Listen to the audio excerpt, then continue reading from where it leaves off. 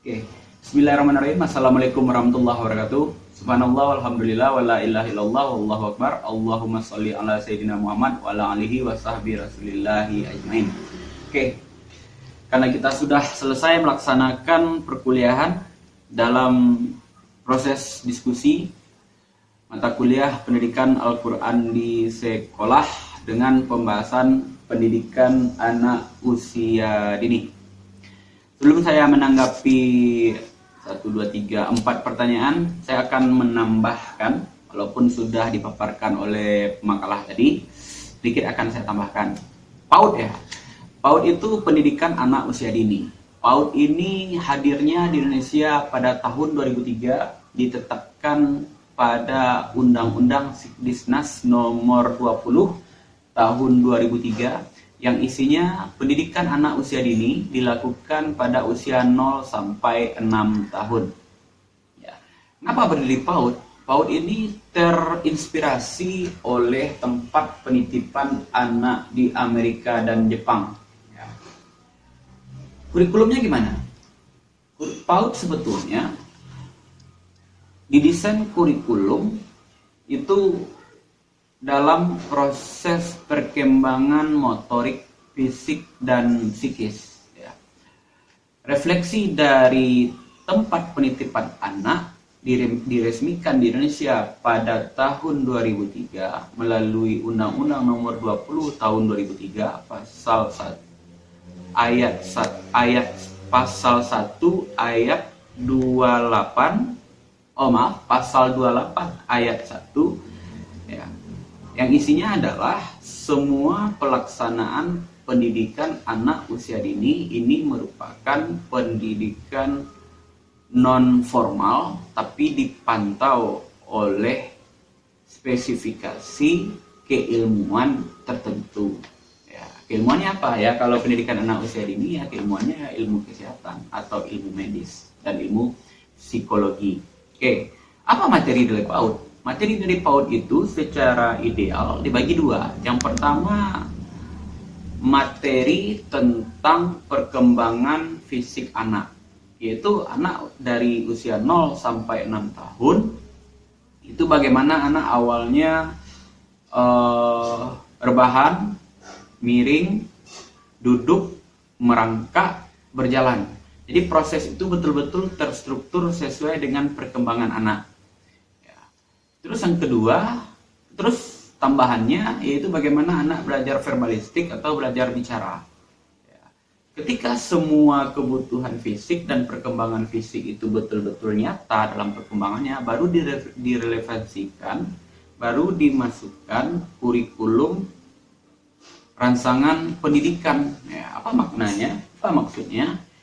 Itu kurikulum berdasarkan bakat minat. Contohnya, berdasarkan bakat dan minat. Misalnya dalam 4 rumpun ya. Rumpun yang pertama itu misalnya musik, seni, teknik. Dan kalau kita dalam pendidikan Islam, kita refleksikan pendidikan Al-Quran dalam PAUD. Ya. Tekniknya gimana? Itu misalnya 4 rumpun. Musik, teknik, seni, Al-Quran. Diletakkan alat-alat musik, diletakkan alat-alat teknik. Ya. Alat teknik misalnya itu teknik mesin, misalnya diletakkan kunci-kunci, diletakkan mobil-mobilan, diletakkan dinamo dan lain sebagainya, diletakkan alat-alat seni ya, diletakkan alat-alat seni. Itu anak-anak dikumpulkan ke dalam ruangan itu.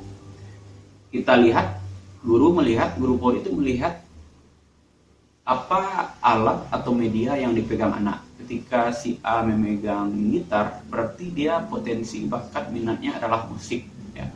Ketika bakat minatnya adalah musik, anak memegang gitar, itu anak menikmati hidup ketika memegang gitar. Berarti dia hobi megang gitar. Jadi guru PAUD ngapain? Guru PAUD nanti ketika hobinya seni dapat bakat dan minatnya diarahkan ke SD, SLTP, SMA, seni. Kalau di luar negeri seperti itu.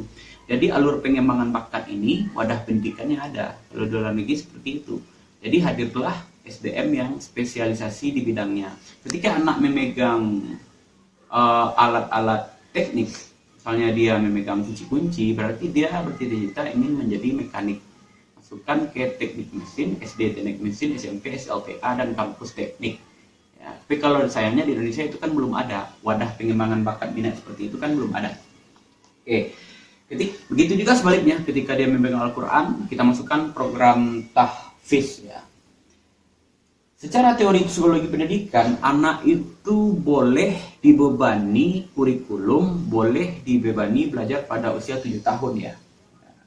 Itu Undang-Undang Nomor 20 Tahun 2003 Pasal 6 Ayat 1. Jadi kita boleh membebani anak belajar kabataku kali bagi tambah kurang, atau belajar membaca itu pada usia 7 tahun. Dan pada usia 7 tahun itu harus satu kompetensi saja. Misalnya ketika anak itu hobinya adalah bermusik, kompetensinya yang musik. Standar kelulusannya apa? Standar kelulusannya bahasa Indonesia dan kompetensi mendasar dari rumpun kurikulum yang sesuai dengan teknik. Ya, itu kalau menurut yang ideal. Kalau di Indonesia kan enggak, dipelajari semuanya. Jadi enggak jelas kompetensi arah perkembangannya kemana. Ya. Itu. Oke, jadi pendidikan anak usia dini ini merupakan akul perpindahan ya, dari pendidikan non formal ke pendidikan formal. Jadi kalau di Indonesia itu menjamur PAUD itu, ya ada PAUD yang di pedesaan, mungkin bisa kita bilang itu pendidikannya non formal. Kenapa pendidikannya non formal? Pendidikan itu dilaksanakan oleh lembaga yang kurikulumnya dan teknis pelaksanaannya ada kalanya memakai teori yang terpantau dalam teori pendidikan dan psikologi pendidikan, dan ada juga pula menurut kreativitas guru. Kalau PAUD yang formal itu seperti di kota-kota besar, ada dokter psikologisnya, ada dokter syarafnya, ada dokter anaknya. Oke, jadi itulah tentang sekilas tentang PAUD. Sekarang kita menjawab pertanyaan. Pertanyaan pertama, Sylvia dari siapa ini? Ya. Metode bermain di PAUD apakah efektif? Kita harus tahu ya, yang namanya di PAUD itu nggak ada pemaksaan. Itu belajar perkembangan. Kalau anak mau bermain, kalau anak mau belajar tentang sosialisasi dan lain sebagainya, itu diarahkan saja.